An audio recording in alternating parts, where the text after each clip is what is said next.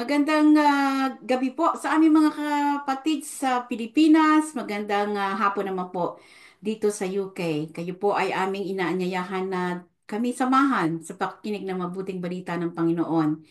Ngayon po ay ating pong marinig si Sister Merly para sa kanyang opening prayer.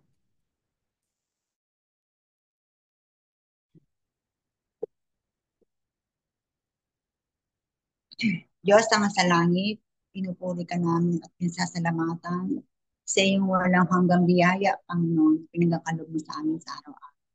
Maraming salamat po, Panginoon, at muli kami nakita ngayon, Panginoon, para purihin ka at pasalamatan, Panginoon. Tinataas ko po sa inyo, Panginoon, ang aming gawain, ang lahat ng may partisipasyon dito, lalo-lalo na po si Father Albert. Pagkalooban niyo po siya, Panginoon, ng knowledge, Panginoon, at ng lahat po ng inyong gustong iparating sa pamamagitan ni Brother Albert, ay ito po ay aming magiging gabay sa aming buhay, Panginoon. Pagkalooban niyo po, Panginoon, ang aming mga nganta na si Sister Joy. Pagkalooban niyo po ng magandang boses at nang ito po ay maging magandang training sa iyong pakikinig, Panginoon. At ganun din po ang host, ang lahat po ng mga nakiki nakiki lahat po ng nakikinig dito, Panginoon. Maraming maraming salamat po, Panginoon. Panginoon, dalayan ko po, Panginoon, ang lahat ng mga karamdaman, kabilang po ang aking hipag na si Elcita Bernal. Nawa, Panginoon, pagkalooban mo po siya ng kagalingan. Ipuin mo po siya, Panginoon, ng iyong kabanal-banal.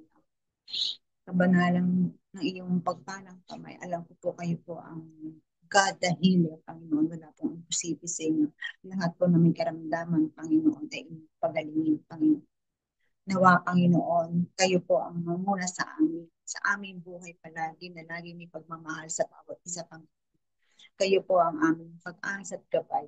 Kayo po ang aming Kayo po ang aming gabay, Panginoon.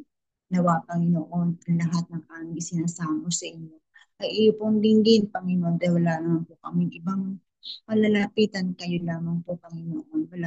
Kayo po ang aming lakas at gabay. Kaya, Panginoon, kami po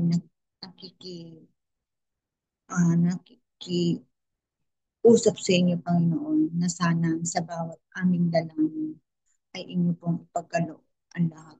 Ang bawat po ng membro dito, Panginoon, ay pagkalooban ng, ng masagana at ligtas sa lahat ng mga uri ng kapakakan, Panginoon. Nawa, Panginoon, biyayaan po kami ng aming mga pangangailangan sa araw, hindi lamang po sa material na bagay, kundi natin sa spiritual na kami, na makilala namin kayo ng lubos at ng lahat ng iyong gustong iparating sa amin, Panginoon. Maraming maraming salamat po, Panginoon. At kami po ay nakikinig sa iyo. Salamat po, Panginoon. Salamat. In Jesus' name, Amen.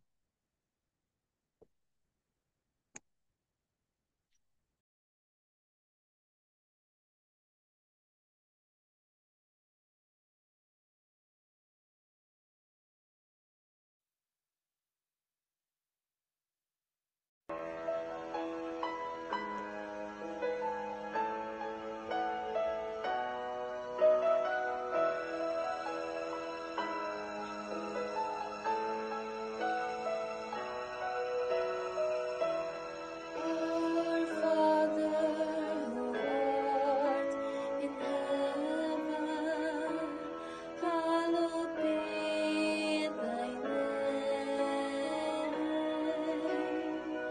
Thy kingdom come, thy will be done on earth as it is in heaven. Give us this day our daily bread, and forgive us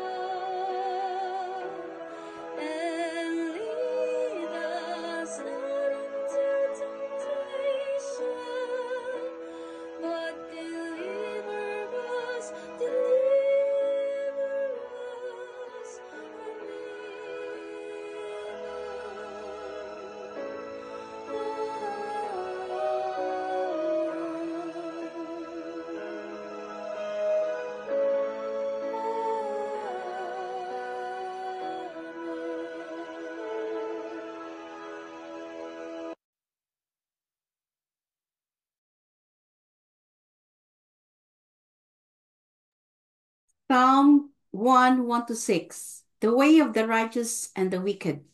Blessed is the man who walks not in the counsel of the wicked, nor stands in the way of the sinners, nor sits in the seats of the scoffers. But his delight is in the law of the Lord, and in his law he meditates day and night. He is like a tree planted by streams of water that yields its fruits in its season, and its leaf does not wither. In all that he does, he prospers. The wicked are not so, but are like chaff that the wind drives away. Therefore, the wicked will not stand in the judgment, nor sinners in the congregation of the righteous. For the Lord knows the way of the righteous, but the way of the wicked will perish. Brothers and sisters, this is the word of the Lord. At ngayon po, we're going to ask Sister Shirley to share us her inspirational talk.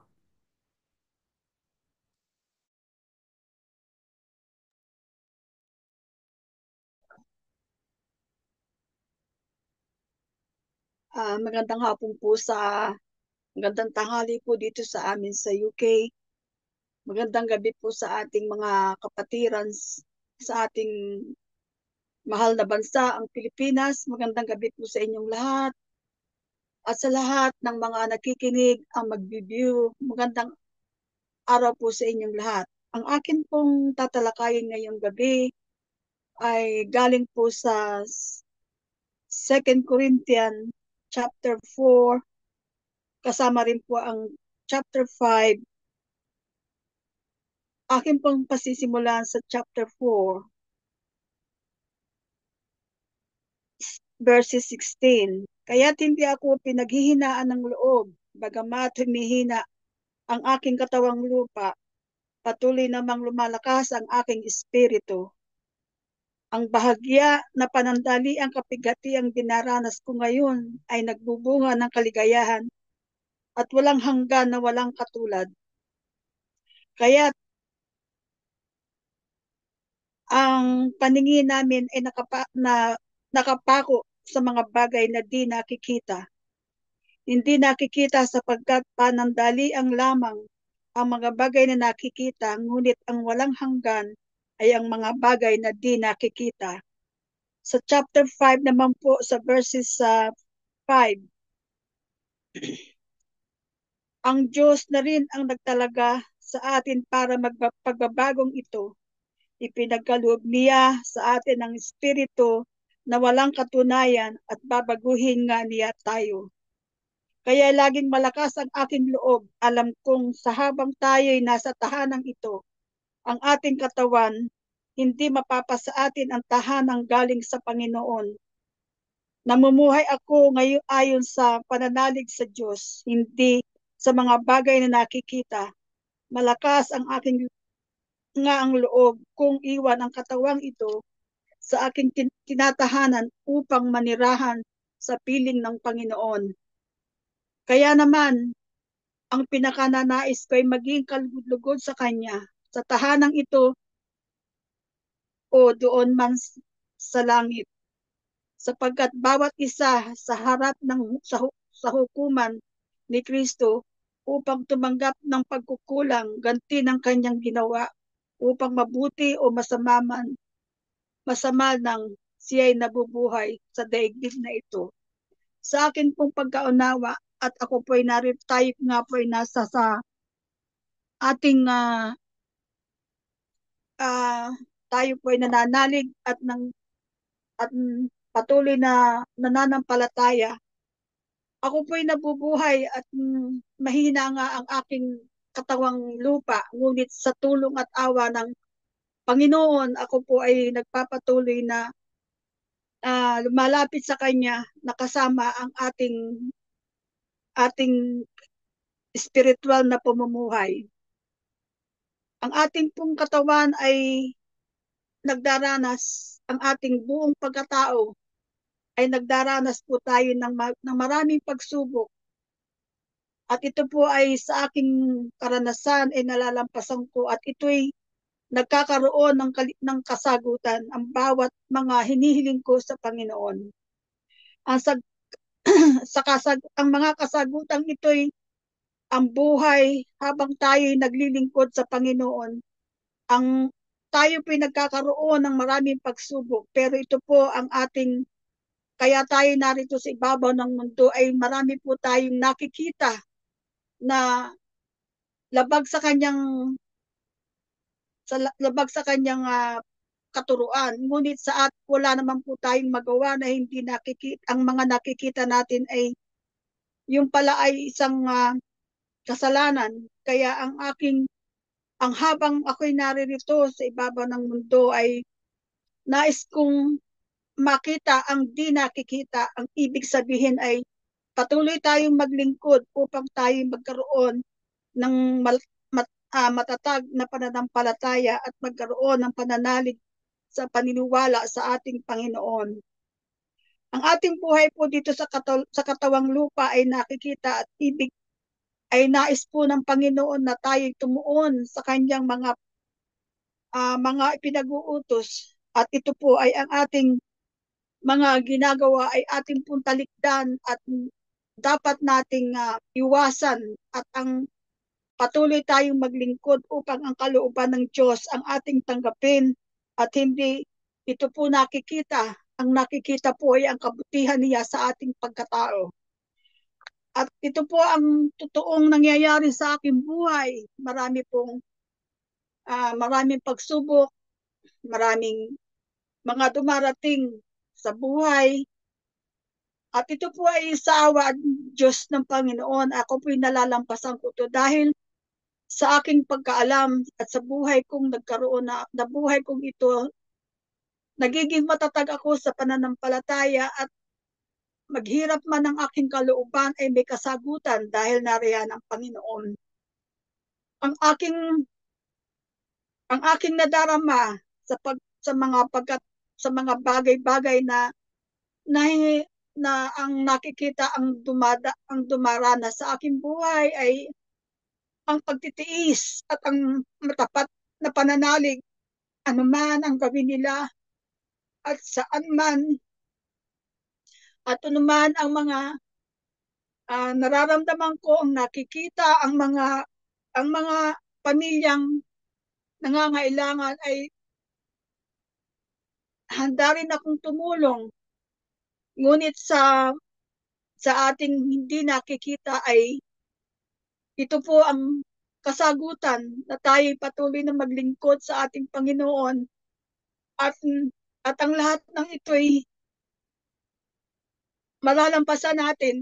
Ito nga po nung nakaraang isang Biyernes, pumunta po ako sa consultant ko. Ipinakita nga ho yung liig ko, pinadama ang tunay na nakikipag-isa sa Panginoon. Ang sabi sa akin ng doktor, ayan, magaling ka na, wala na yung bukol mo sa liig. Hindi naman ho bukol yung parang itong liig ko ay merong hangin na tumatambok. Ang sabi ng doktor, iyan, Mrs. Abarca, you are already healed. Bigla akong napatayo at ako'y sinabi ko sa Panginoon, praise the Lord. At ganun din sa kanyang sinabi ng doktor, salamat sa doktor at kayo ay ginamit ng Panginoon at hindi siya nakasagot. At yun ho ang aking natamo nung nakaraang Biyernes. Kaya maraming salamat. Tayo nabubuhay. Mabuhay tayo sa pananampalataya. At ang pananampalataya natin, ito ay hindi ang mga bagay na ating nais makamtam sa ating buhay ay buhay na walang hanggan at ang kagalingan ng bawat isa ay pagkakaloob ng ating Panginoon. Amen.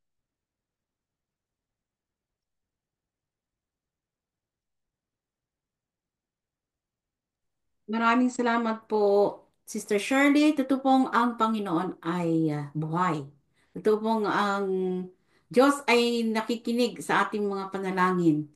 Kaya po mga kapatid, wala po tayong dapat gawin kundi ipagpatuloy ang ating pagsunod at pagkikinig sa kanyang mabuting balita. Yung pong sinasabi ng iba na yung pong ating service sa Panginoon ay hindi po sayang. Ngayon po ay let me call po Brother Albert for the Word of God this week.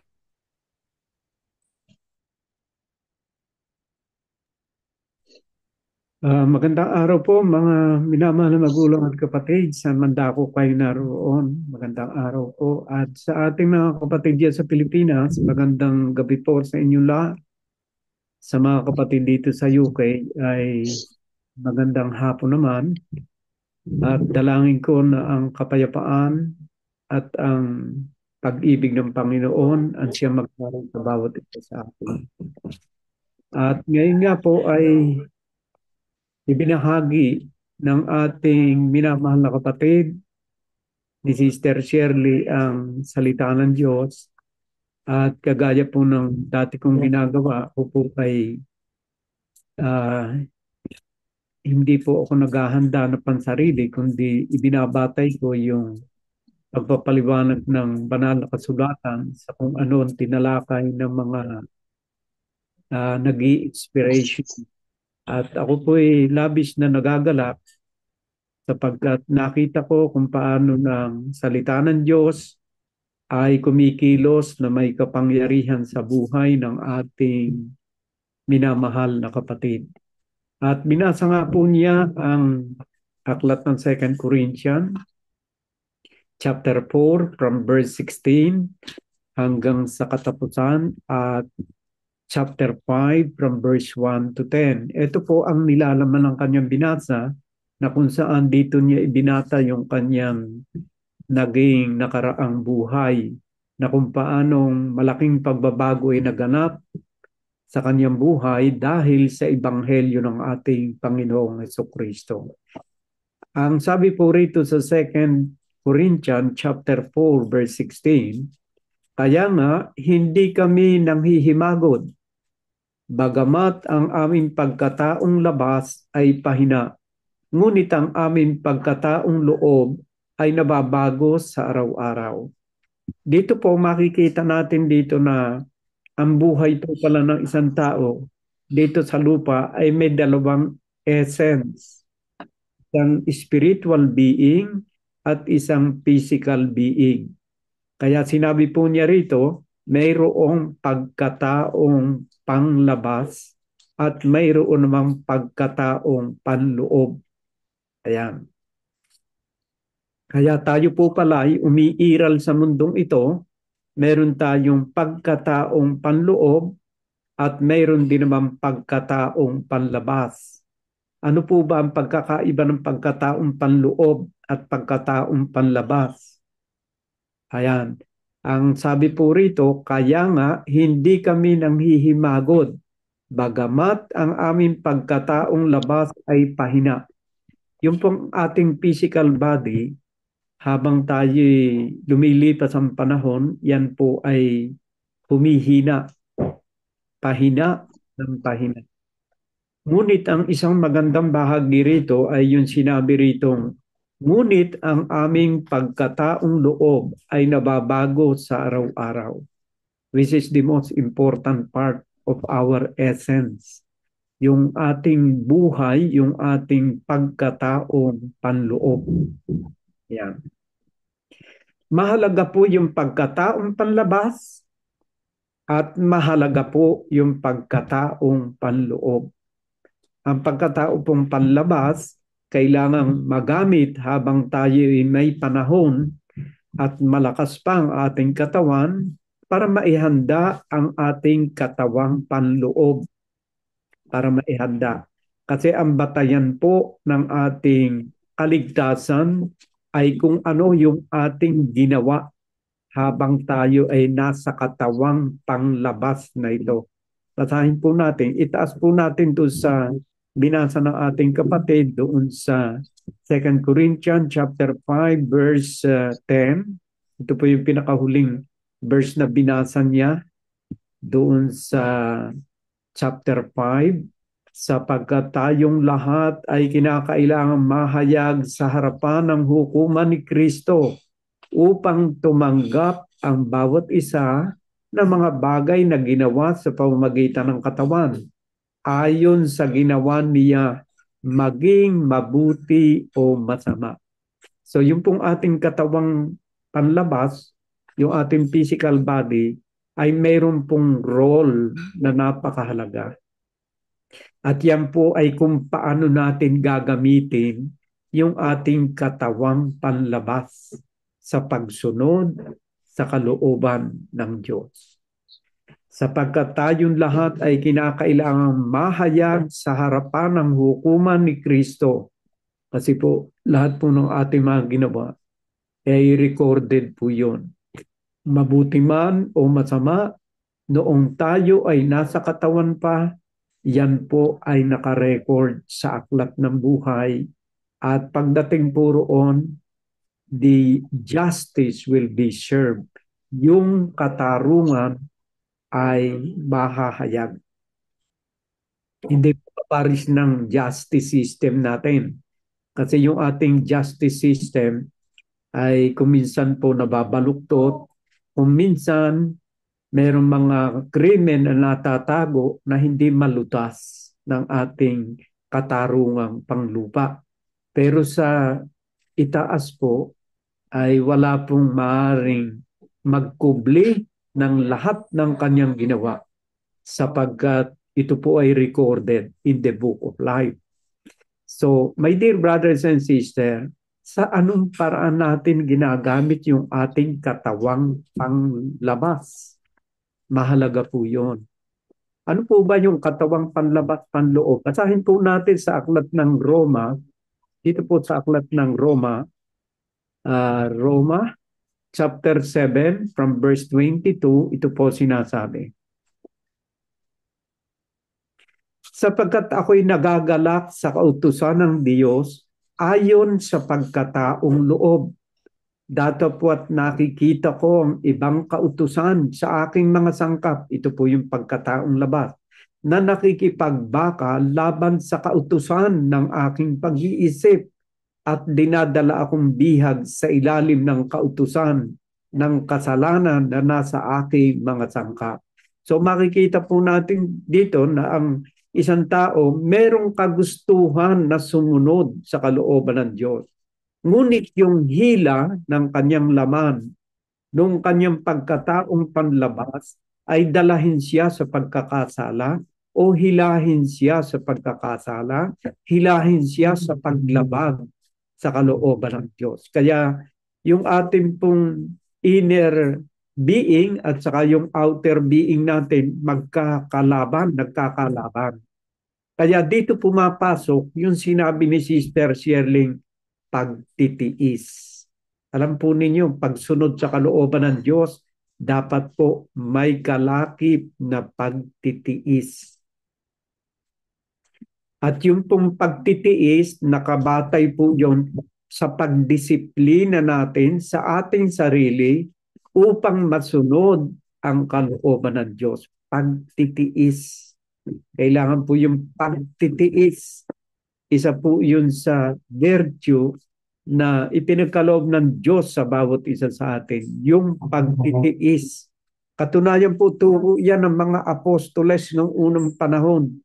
At hanggang sa kasalukuyan ay nais na ituro ng mga apostol ng ating Panginoon Jesucristo yung mga virtue na dapat natin taglayin. At isa nga po roon yung pagtitiis. Basahin po natin sa aklat ng 2 Peter. Ito po sinasabi sa aklat ng 2 Peter chapter 1 verse 5 and the following. At sabi po ay ganito. Oo, at dahil dito sa pagkaragdag sa ganang inyo ng buong sikap, ay ipamahagi ninyo sa inyong pananampalataya ang kagalingan. At sa kagalingan ay ang kaalaman. At sa kaalaman ay ang pagpipigil. At sa pagpipigil ay ang pagtitiis. Alam po ninyo yung pagpipigil at pagtitiis, magkapatid po yun. Nagpipigil ka sa isang bagay, kailangan mo ang pagtitiis. At ang pagtitiis, ini-apply po yun sa pagsunod sa kalooban ng Diyos. Nagtitiis ka na lumayo sa pagkakasala, nagtitiis ka na iyong labanan, ang simboyo ng iyong damdamin upang masunod ang kalooban ng Diyos. Kaya yung pagtitiis, napakahalaga po yung katangian ng isang Kristiyano na binanggit nga po rito ni Saint Peter. At sabi po rito sa verse 5, as I repeat, oo, at dahil din dito sa pagkaragdag sa ganang inyo ng buong sikap, ay ipamahagi ninyo sa inyong pananampalataya ang kagalingan. At sa kagalingan ay ang kaalaman. Kailangan po natin ang kaalaman. Oh, kailangan natin ng aral. Kailangan natin ng turo ng banal na kasulatan. At sa pagkaalam natin ng turo at kaalaman ng banal na kasulatan, ay magkakaroon tayo ng pagpipigil.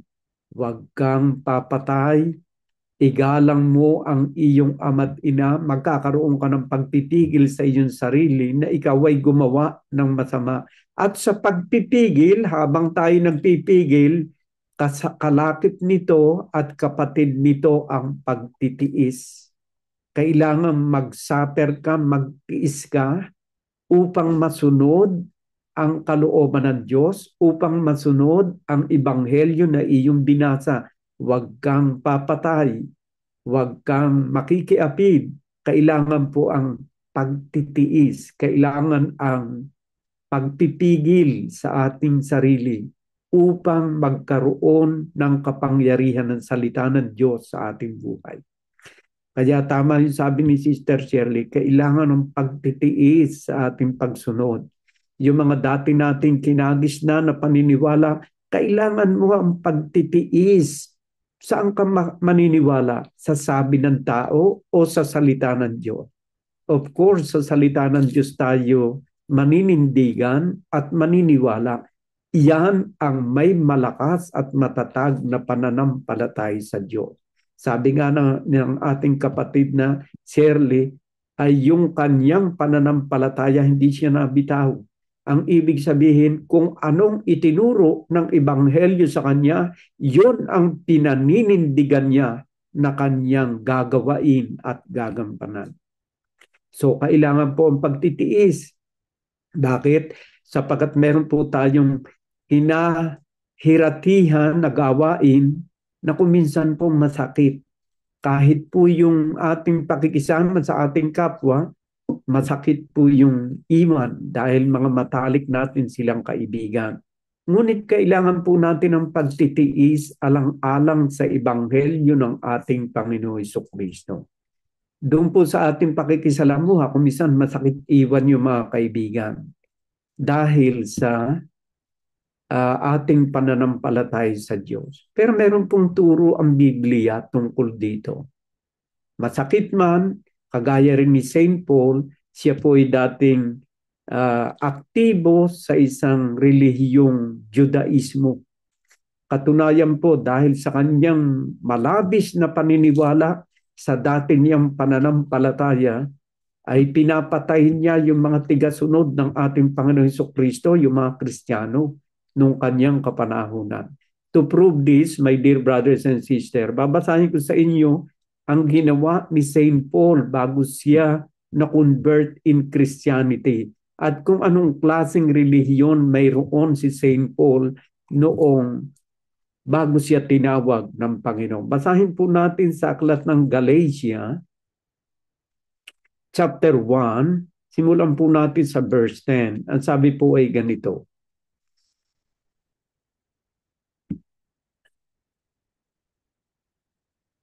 Sa verse 13 po ako magsisimula. Ito po ang sabi ni St. Paul kung paano niya ipinahayag yung pangyayaring naganap sa kanyang buhay. Ang sabi po rito, sapagkat inyong nabalita ng aking pamumuhay ng nakaraang panahon sa relihiyon ng mga Hudyo.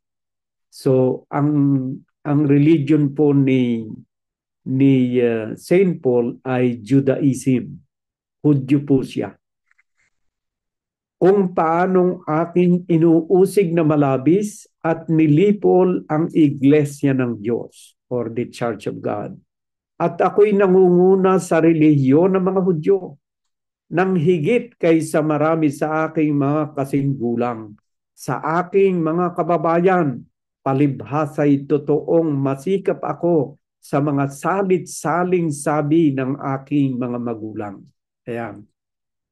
Yan po yung naganap sa buhay ni St. Paul. Ngunit sa verse 15, narito pong isang malaking himala na kanyang binanggit.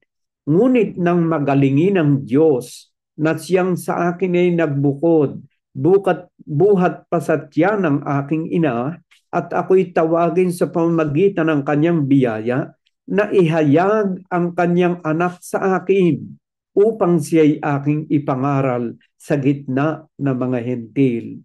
Pagkarakay, hindi ako sumangguni sa laman at sa dugo, ni inahon ko man sa Jerusalem silang mga apostol na nangauna sa akin, kundi sa Arabia ako naparoon, at muling nagbalik ako sa Damasco. Nang makaraan nga 3 taon, ay umahon ako sa Jerusalem upang dalawin si Cephas na natira akong kasama niya 15 araw. Ngunit wala akong nakita sa mga ibang apostol, maliban na kay Santiago na kapatid ng Panginoon. Tungkol nga sa mga bagay na isinusulat ko sa inyo, narito sa harapan ng Diyos, hindi ako nagsisinungaling. Pagkatapos ay naparoon ako sa mga lupain ng Syria at Cilicia, at hindi pa ako nakilala sa mukha ng mga iglesia ng Judea na pawang kay Kristo Jesus, kundi ang kanila lamang narinig na pinag-uusapan ay yaong umuusig sa akin ng una, ngayon nangangaral ng pananampalataya na ng ibang panahon ay kanyang sinisira. Ganyan po naganap sa buhay ni Saint Paul, kung paano siya tinawag mula sa relihiyong Judaismo patungo sa iglesia ng Diyos. So, naging Kristiyano si Saint Paul. Malabis ang kanyang paninindigan sa dating niyang relihiyon, na dahil doon inusig niya ang mga Kristiyano ng kanyang kapanahunan. Basahin pa po natin yung pangyayari kung paano naganap ito sa kanyang buhay.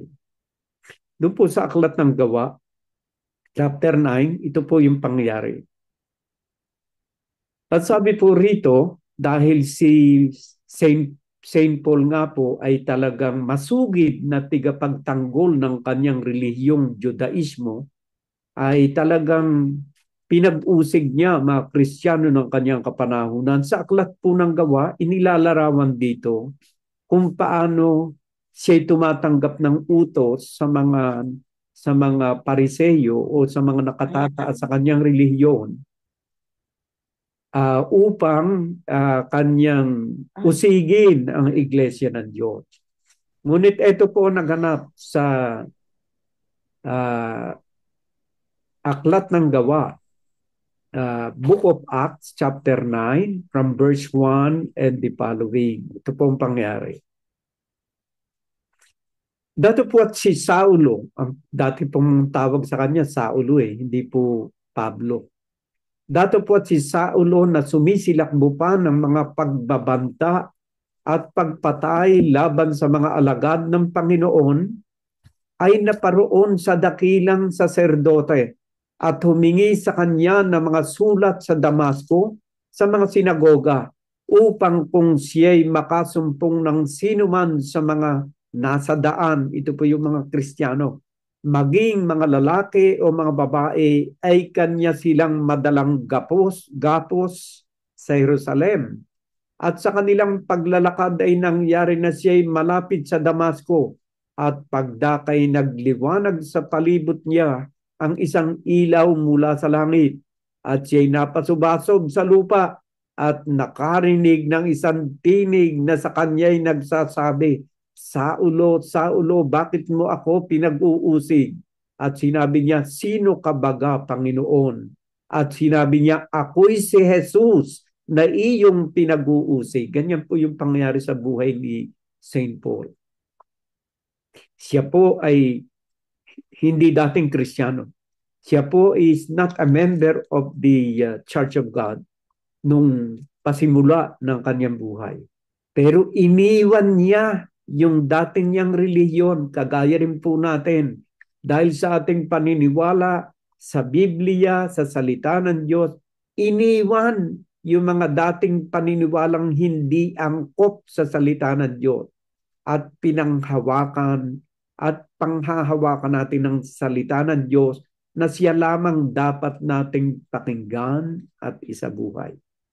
At sinabi niya, sino ka baga, Panginoon? At sinabi niya, ako'y si Jesus na iyong pinag-uusig. Ngunit magtindig ka at ikaw ay pumasok sa bayan at sasalitain sa iyo ang dapat mong gawin. Ano po ba ang encounter ni Saint Paul kay Jesus Christ? Ay isang tanghaling tapat habang siya papunta, nasa daan patungong Damasco upang usigin ang mga Kristiyano sapagkat siya nga po'y ang relihiyo'y Hudyo, ay nasubasog siya. At doon ay nangusap sa kanyang ating Panginoong Jesucristo. At kung atin pong itutuloy dito, to make it short, ay nawala ng paningin si Saint Paul. Kaya naman, doon sa verse 15, sinasabi rito, ang pagkahirang kay St. Paul, itaas natin sa verse 15, chapter 9 ng Book of Acts. Dato po at sinabi sa kanya ng Panginoon, pumaruong ka, sapagkat siya'y sisidlang hirang sa akin upang dalhin ang aking pangalan sa harapan ng mga hentil at ng mga hari at ng mga anak ni Israel. So, meron palang misyon na ipagagawa ang ating Panginoon Jesucristo kay Saint Paul. At yan ay nilinaw niya sapagkat siya, ang sabi niya, pumaroong ka sapagkat siya'y sisidlang hirang. Gagamitin pala si Saint Paul. Imagine, my dear brothers and sisters, isang masugid na tigausig ng mga Kristiyano ng kanyang kapanahunan ay ginamit ng Panginoon para sa ikaluluwalhati ng kanyang pangalan. So makita po natin dito malaking pagbabago ng buhay ni Saint Paul. At ang mga bagay na ito, my dear brothers and sisters, ay isang halimbawa sa bawat isa sa atin.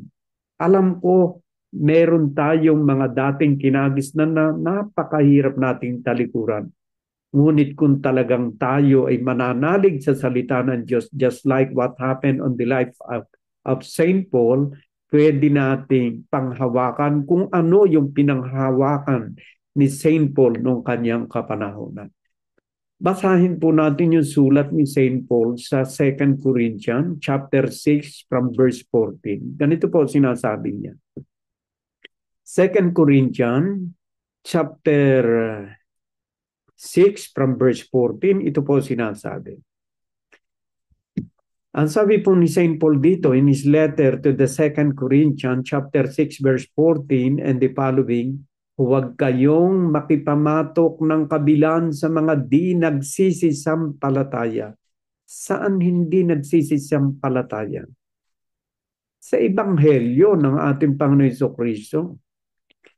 Huwag kayong makipamatok ng kabilan sa mga di nagsisisampalataya sapagkat anong pakikisama mayroon ang katuwiran at kalikuan? O anong pakikisama mayroon ang kaliwanagan sa kadiliman? At anong pakikipagkasundo mayroon si Kristo kay Belial? O anong bahagi mayroon ang sumasampalataya sa di sumasampalataya? At anong pakipagkaisa mayroon ng templo ng Diyos sa mga Diyos-Diyusan? Sapagkat tayo'y templo ng Diyos na buhay. Gaya ng sabi ng Diyos, mananahan ako sa kanila at lalakad ako sa kanila at ako'y magiging kanilang Diyos at sila'y magiging aking bayan. Kaya nga, magsialis kayo sa kanila at magsihiwalay kayo, sabi ng Panginoon, at huwag kayong magsihipo ng mga bagay na marumi at kayo'y aking tatanggapin. At ako'y sa inyo'y magiging ama at sa akin kayo'y magiging mga anak na lalaki at babae, sabi ng Panginoong makapangyarihan sa lahat. binibigyan din dito yung huling bahagi. Sino nagsasalita nito? Ang sabi rito, sabi ng Panginoong makapangyarihan sa lahat. Anong sabi niya? Kaya nga magsialis kayo sa kanila at magsihiwalay kayo, sabi ng Panginoon, at huwag kayo magsihipo ng mga bagay na marumi at kayo'y aking tatanggapin. So, absolute obedience to the Word of God ang hinihiling ng ating Panginoong Hesukristo. Ang ating pong ginagawang ito ay something na very serious, hindi po ito biruan, sapagkat nakataya po rito yung ating inner self. Mahalaga yung ating outer self and inner self sa Panginoon.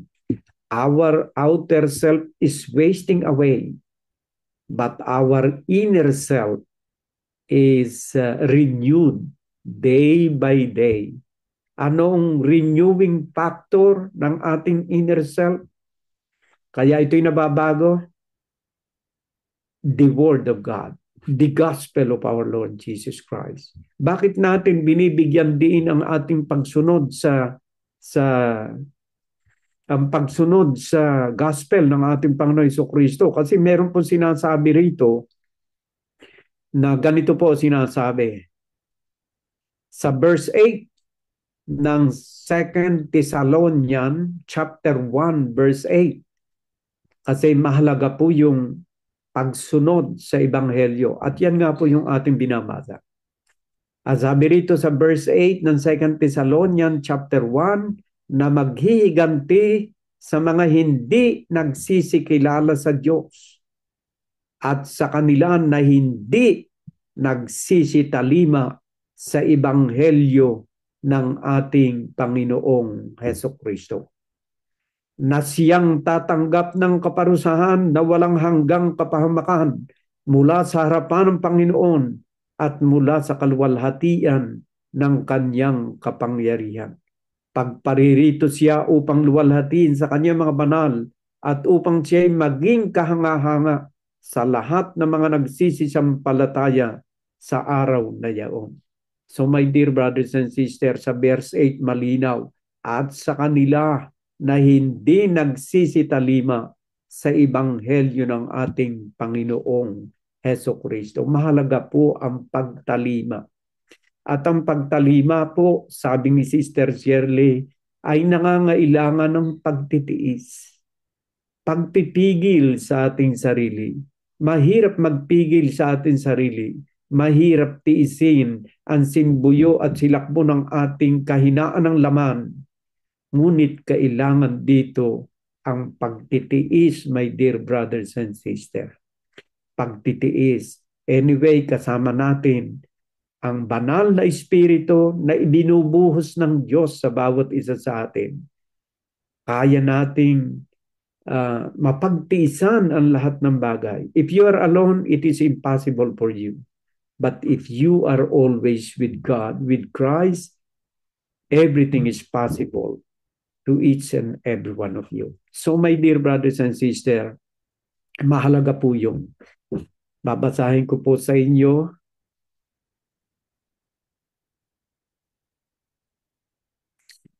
na kailangan po, my dear brothers and sisters, sa John chapter 15, ayan, verse 4, ang sabi po rito ay ganito, kasi yung pagtitiis, may limitasyon yung ating kakayanan upang matiis yung mga bagay na kuminsay malao na nating pinagagagawa. Pero with the help of our Lord Jesus Christ, makakaya natin ito. Hindi tayo nag-iisa, kundi tayo idadalangin sa Kanya na tayo patnubayan niya at tulungan. Ang sabi po rito ay ganito, kayo'y manatili sa akin at ako'y sa inyo, gaya ng sanga na di makapagbunga sa kanyang sarili, maliban na nakakabit sa puno. Gayon din naman kayo, maliban na kayo'y manatili sa akin. Ako ang puno ng ubas, kayo ang mga sanga. Ang nananatili sa akin at ako'y sa kanya ay siyang nagbubunga ng marami. Sapagkat kung kayo'y hiwalay sa akin, ay wala kayong magagawa. In our struggle against sin, my dear brothers and sisters, ini-apply natin yung virtue ng pagtitiis. But without Christ, yung ating pagtitiis is in vain. Wala po yung masyadong lakas. But with Christ, makakaya po natin ang lahat ng bagay. Yan po ay napatunayan ni St. Paul. Basahin nga po natin sa Aklat ng Philippians, chapter 4, verse 13.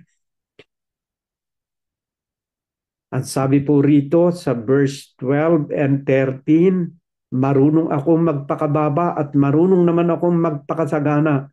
Sa bawat bagay at sa lahat ng bagay natutunan ko ang lihim, maging sa kabusugan at maging sa kagutuman at maging sa kasaganaan at maging sa kasalatan.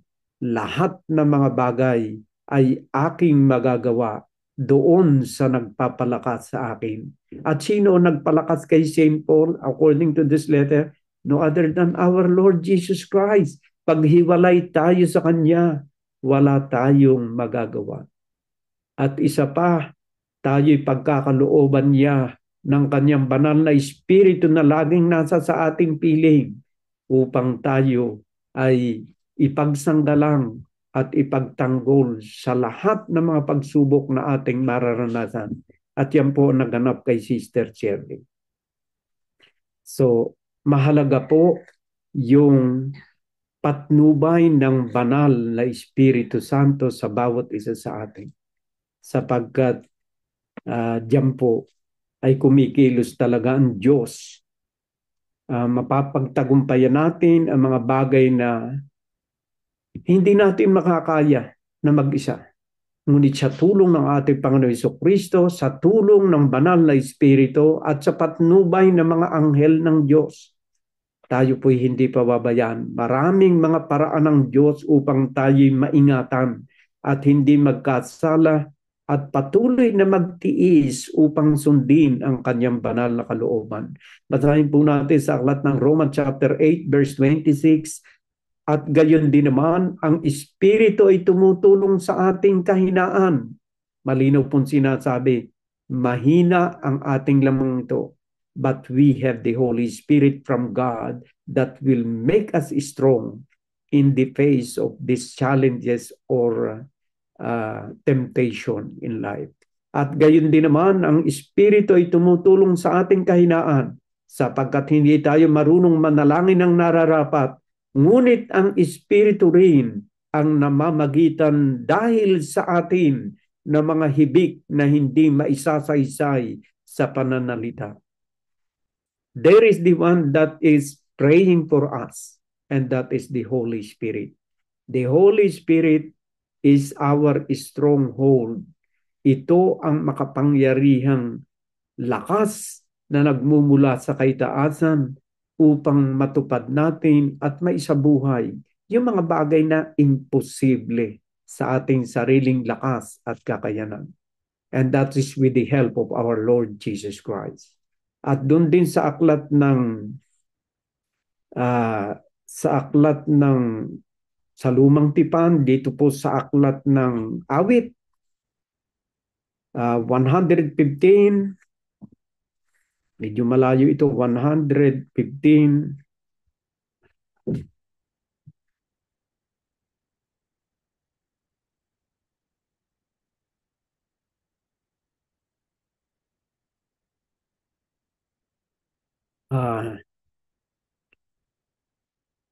Awit, hindi pala 115.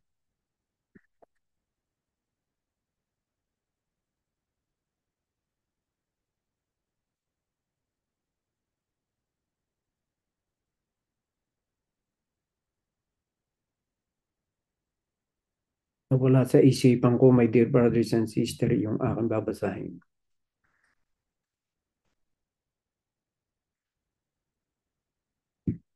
Nandito po yun sa aklat ng awit na siya nagpapadala ng mga anghel upang bantayan yung mga sumasampalatay sa kanya. Nasa aklat ng awit, I think 34 verse 7. Yan, ito nga po sa 34 verse 7 ng awit, ang anghel ng Panginoon ay humahantong sa buong palibot ng mga nangatatakot sa kanya at ipinagsasanggalang sila. So ang Diyos po sa kanyang banal na kapangyarihan ay hindi nagpapabaya sa mga taong talagang nagtitiis dahil sa pagsunod sa kanyang banal na kalooban. Ibinibigay niya ang banal na espiritu at yun po'y nakalagay doon sa aklat ng 1 chapter 14 verse 26. At sa Roman chapter 8 verse 26 po pala, na sa ating kahinaan ang banal na espiritu nagpapalakas. At bukod po sa banal na espiritu, nagpapadala rin siya ng mga banal na anghel. At sabi nga po rito sa aklat ng awit 34 verse 7, ang anghel ng Panginoon ay humahantong sa buong palibot ng nangatatakot sa kanya at ipinagsasanggalang sila. So tayo po ay mayroong sapat na tulong na nagmumula sa itaas upang ang ating kahinaan ay mapagtagumpayan, my dear brothers and sisters, upang malabanan ang iba't ibang uri ng mga tukso at mga pagsubok na inilalagay ng kaaway sa ating harapan. Ang Diyos ay may higit na kapangyarihan. Nagpapadala siya ng banal na espiritu. Ang ating Panginoon Jesucristo nagiging gabay natin. Nagpapadala siya ng mga banal na anghel upang sa gitna ng mga pagsubok na ito ay ating mapagtagumpayan. So my dear brothers and sisters, yan po. Now my dear brothers and sisters, binanggit din po ni Sister Shirley yung 2 Corinthians chapter 5. 2 Corinthians chapter 5 verse 1 and the following. Ang sabi po rito, sapagkat nalalaman namin na kung masira ang aming bahay na tabernakulong ukol sa lupa, ito nga po yung ating physical body, ay mayroong kaming isang gusaling mula sa Diyos, bahay na hindi gawa ng mga kamay, walang hanggan sa kalangitan. Totoo po ito, my dear brothers and sisters, ang pagkakasulat na ito sa aklat ng 2 Corinthians chapter 5. Kung sakaling masira ang aming bahay na tabernakulong ukol sa lupa, yung ating physical body, na sabi nga sa 2 Corinthians chapter 4 verse 16, ay pahina ng pahina. Ngunit yung ating inner self ay palakas ng palakas. So my dear brothers and sisters, ang sabi rito, sapagkat nalalaman namin kung masira ang aming bahay na tabernakulong ukol sa lupa, ay mayroong kaming isang gusaling mula sa Diyos, bahay na hindi gawa ng mga kamay, walang hanggan sa sangkalangitan. Totoo po ito sinabi ni St. Paul na ito, sapagkat yan din po ang sinabi ng ating Panginoon Jesucristo sa aklat ng Juan, nang siya'y naririto pa sa lupa. Ang sabi po rito sa aklat ng John, chapter 14, verse 1 and 2, ito po ang sinasabi bilang patotoo doon sa 2 Corinthians chapter 5, verse 1. Ito po ang sinabi ng ating Panginoon Jesucristo sa aklat ng John, chapter 14, verses 1 and 2. Ang sabi po rito, huwag maggulumihanan ang inyong puso, magsisampalataya kayo sa Diyos at magsisampalataya kayo naman sa akin. Sa bahay ng aking Ama ay maraming tahanan, kung di gayon ay sinabi ko sana sa inyo, sapagkat ako'y paroroon upang ipaghanda ko kayo ng dakong palalagyan. At kung ako'y pumaroon at kayo'y may paghanda ng kalalagyan, ay muling paririto ako at kayo'y tatanggapin ko sa aking sarili upang kung saan ako naruroon, kayo naman ay dumuon.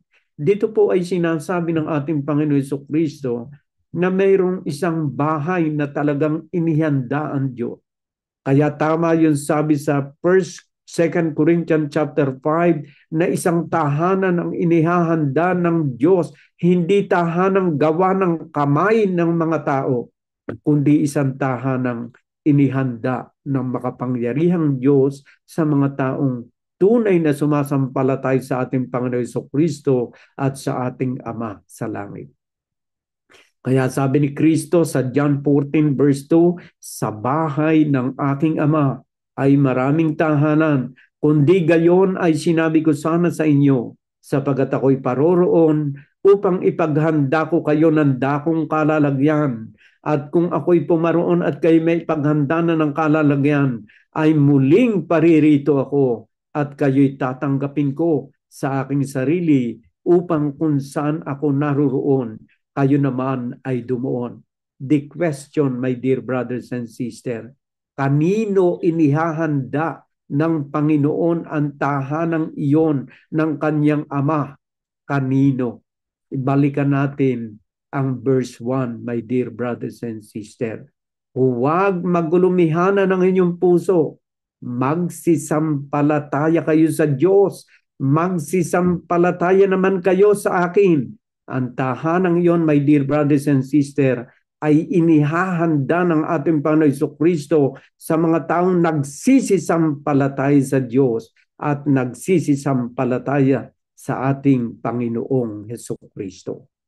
So my dear brothers and sisters, ang ating inner self, yung ating katawang panloob ay napakahalaga sa paningin ng Diyos.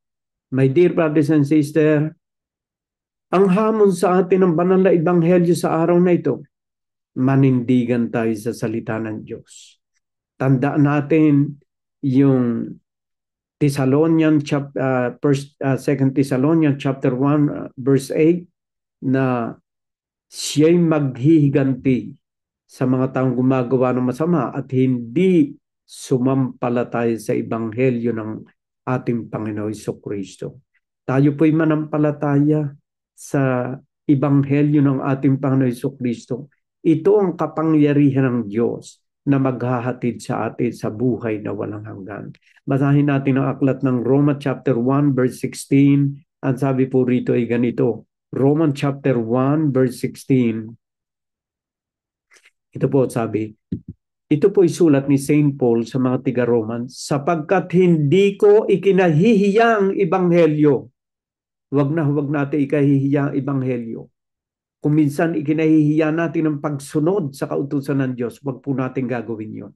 Tulad ng sabi ni St. Paul, sapagkat hindi ko ikinahihiya ang ebanghelyo, sapagkat siyang kapangyarihan ng Diyos. Ano ro pong ebanghelyo? Kapangyarihan pala ito ng Diyos sa ikaliligtas ng bawat sumasampalataya. Sana nakabatay ang iyong pananampalataya?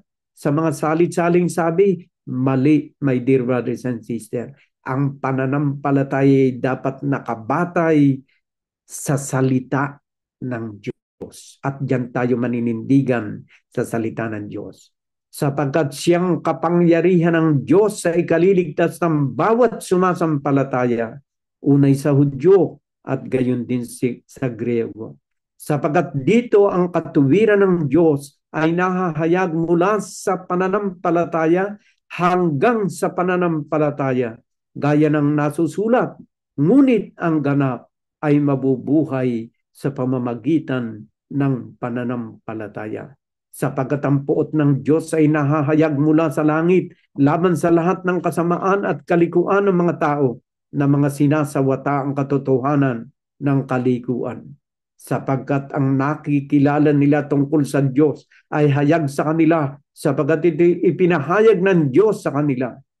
At sa verse 20, sapagkat ang mga bagay niyang hindi nakikita, buhat pananlalangin ang sanlibutan, ay nakikitang maliwanag sa pagkatanto sa pamamagitan ng mga bagay na ginawa niya, maging ang walang hanggan niyang kapangyarihan at pagka-Diyos upang sila'y walang maidahilan. So yung lahat ng mga bagay na ating nakikita, it proves the existence of God. Sapagkat hindi lilitaw ang lahat ng bagay kung walang gumawa ng lahat ng bagay na ito, my dear brothers and sisters. So my dear brothers and sisters,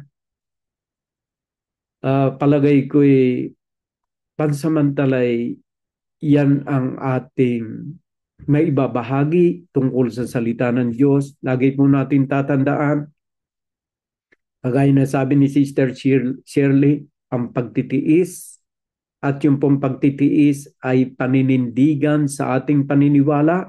Saang paniniwala? Sa kung ano nakasulat sa Biblia at sa salita ng Diyos.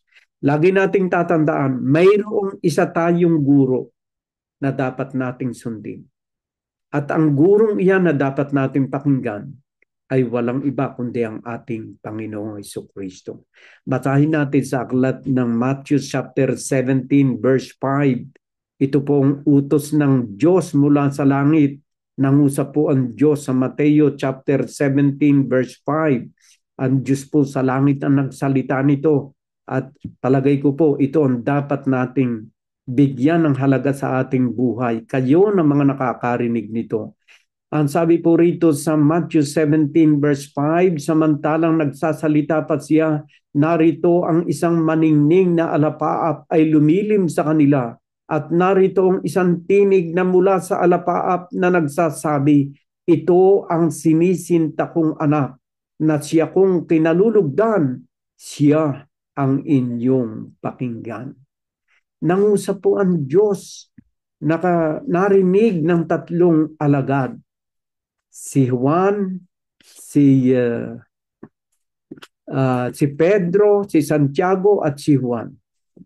Nangusap po ang Diyos at ang pangungusap ng Diyos, samantalang nagsasalita pa siya, narito ang isang maningning na alapaap ay lumilim sa kanila at narito ang isang tinig na mula sa alapaap nagsasabi, ito ang sinisinta kong anak na siya kong kinalulugdan, siya ang inyong pakinggan. So, kung kayo po'y nakikinig ng salita ng Diyos, nakikinig kayo sa ating Panginoong Jesucristo. At basahin pa rin natin sa aklat ng Mateo chapter 3 verse 17. Mateo chapter 3 verse 17, ang sabi po rito ay ganito. Narito ang isang tinig na mula sa langit na nagsasabi, ito ang sinisinta kong anak na siya kong lubos na kinalulugdan. Ito po ay nagpapahiwatig na talagang dapat po ang ating pakikinggan ay ang kaisa-isang guro na walang iba kundi ang ating Panginoong Jesucristo. Basahin po natin sa aklat ng Jude. Sa aklat po ng Judas, verse 4. Ang sabi po rito ay ganito, bilang pagpapatutuo sa inyo na ito lamang ang dapat natin pakinggan na tigapagturo. At sabi po rito, sapagkat may ilang taong nagsipasok ng lihim, yaong mga itinilaga na ng una pa sa kahatulang ito, mga di banal na pinalitan ng kalibugan ng biyaya ng ating Diyos, na itinatatwa ang iisang guro at Panginoong si Jesucristo. Iisa lang po ang ating guro. At yan din po ang turo ng ating Panginoon Jesucristo. Siya lamang ang ating guro na dapat napakinggan. Matthew chapter 23 verse 7. At sabi po rito ay ganito. Matthew chapter 23 verse 8 po pala. Datapwat huwag kayong patawag na rabi. Ang rabi po ay guro. Sapagkat iisa ang inyong guro. At kayong lahat ay magkakapatid. So my dear brothers and sisters, I'm only just reading the teaching of our only teacher, our Lord Jesus Christ. Hindi po ako ang guro. Ang kaisa-isang guro ay walang iba kundi ang ating Panginoon Jesucristo at ang kanyang ebanghelyo, ang kanyang katuruan. Sabi ng Ama natin sa langit, may isang tinig na galing sa langit, Matthew 17 verse 5. Ito ang pinakamamahal kong anak. Siya ang inyong pakinggan. At habang kayo'y nakikinig ng Ebanghelyo ng Panginoon at mga sulat ng mga apostoles na pawang utos ng ating Panginoon Jesucristo, kayo po ay tinuturuan ng iisang guro. And that is our Lord Jesus Christ. Amen.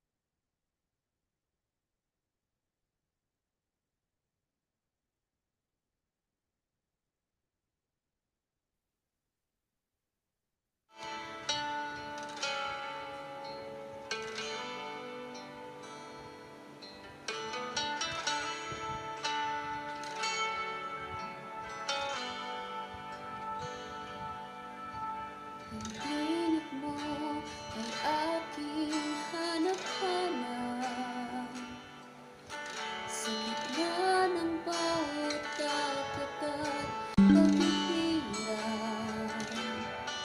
Sa kabila ng aking pagkukulang, tatabatan mo, O Diyos, tanging naan sa puso at damdamin kay mananatili. Walang hanggan ang alay mo, pag-ibig natagpuan, ang iyong pag-ibig na dakila. Doon sa krus, ako'y iyong pinalaya. Jesus, ako'y aawi ng walang hanggang pagpupuri. Ang puso ko'y sa'yo iaalay.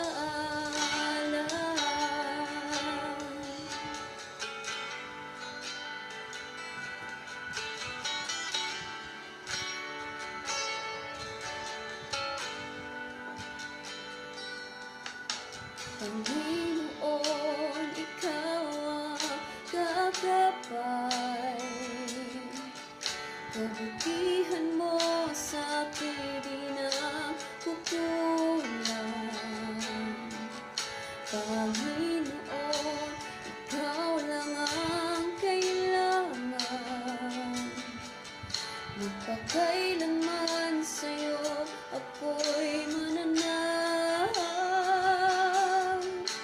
Sa puso at damdamin, ika'y mananatili. Walang hanggan ang alay mo, pag-ibig natagpuan, ang iyong pag-ibig na dakila. Doon sa krus, ako'y iyong pinalaya. Jesus, ako'y aawi ng walang hanggang pagpupuri. Ang puso ko'y sa'yo iaalay.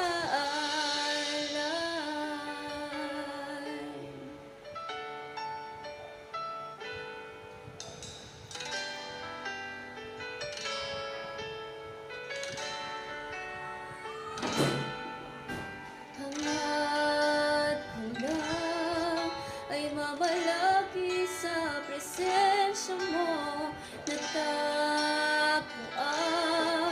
Ako'y binago ng pag-ibig mo. Hangad ko lang ay mabalagi sa presensya mo, luwalhatiin ang pangalan mo. Hangad ko lang ay mabalagi presensya mo natagpuan. Ako'y binako ng pag-ibig mo, hangad ko lang ay mawalagi sa presensya mo, luwalhatiin ang pangalan mo. Natagpuan ang iyong pag-ibig na dakila. Doon sa krus, ako iyong pinalaya. Jesus, ako'y awi ng walang hanggang pagpupuri. Ang puso ko'y sa'yo.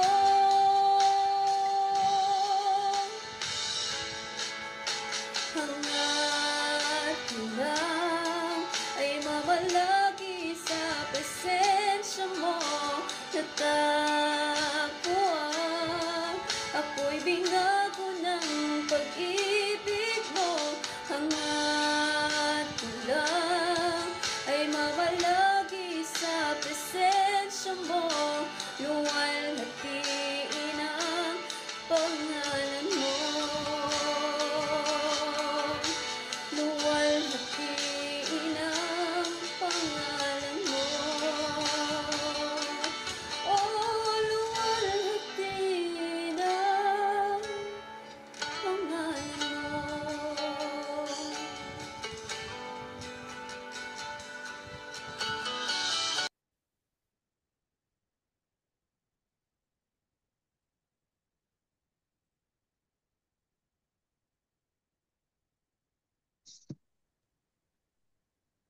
Let me call Sister Eileen for the closing prayer, please.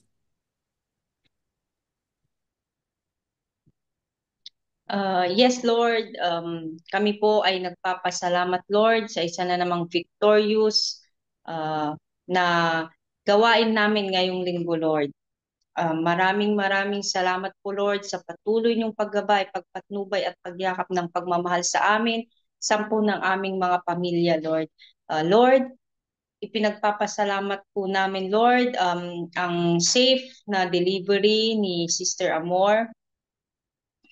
Maraming salamat po, Lord, at dininig niyo ang aming panalangin. Salamat din po, Lord, sa paggaling ni Sister Shirley, sa inyong miraculous nagawa, Lord. Maraming salamat po. Sadyang hindi niyo po kami binibigo sa lahat ng aming mga panalangin, Lord. Lord, nagpapasalamat din po kami sa buhay ng bawat isa sa amin, Lord, sa aming muling pagsasama-sama ngayong linggo, Lord, dito sa gawain namin, Lord. Lord, ipinapanalangin po namin, Lord, si Sister Sita, Lord. Kung ano man po ang kanyang pinagdadaanan ngayon, naway pakalmahin niyo po palagi ang kanyang puso, isipan at damdamin, Lord. Naway mawala po sa kanyang mawala po ang kanyang pananakit, Lord, sa kanyang kapwa. Lord, alam po namin na ang nangyayaring ito ay gawa lamang po ng kaaway, Lord.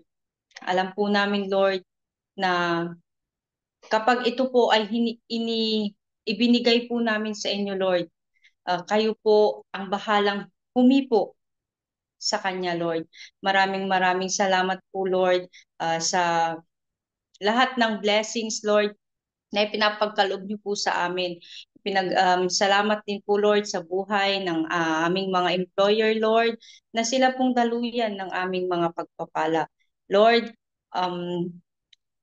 salamat po sa lahat, Lord, ng aming kapatiran, Lord, na laging uma-attend, nakikinig. Naway, maraming salamat din po, Lord, sa buhay, lalong-lalo na po sa buhay ni Brother Albert, Lord, na siya po ninyong laging ginagamit upang maihayag ang inyong mga banal na salita. Lord, maraming salamat po, at kami po ay nabusog na naman spiritually, Lord, sa mga salita ninyo, Lord. na inyong ibinahagi po sa amin. Naway, tulungan niyo po kami, Lord, na amin po itong may sa puso at may sa buhay sa pang-araw-araw naming pagharap sa makamundong ah, mundo namin, Lord. Lord, ito lamang po ang aming samot dalangin. Sa ngalan ni Jesus, Amen.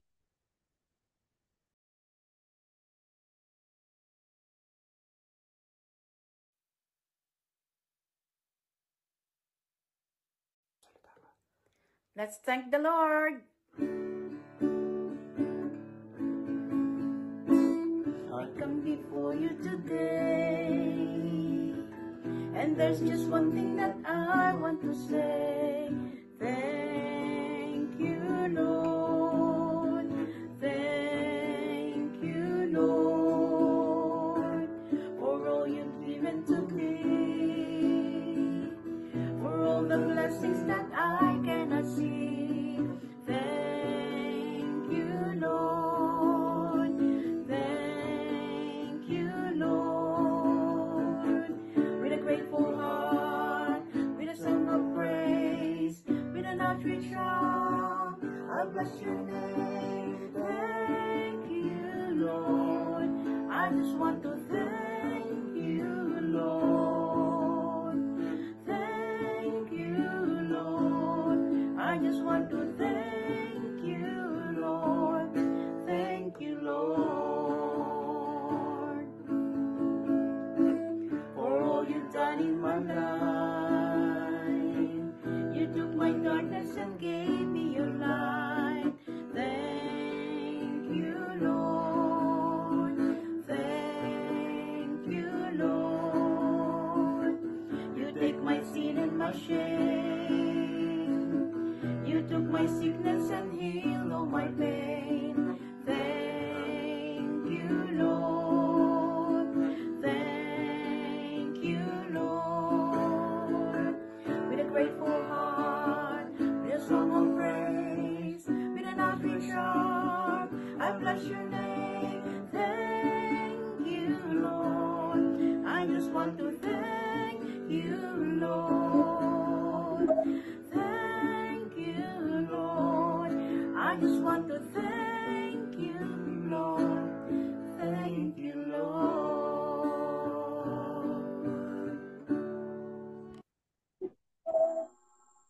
Maraming salamat po sa inyong lahat, sa inyong pag-join sa amin sa araw na ito. Hanggang sa linggo po, kayo po yung aming inanyayahan muli ah, na mag-join sa amin, sa aming gawain. God bless us all.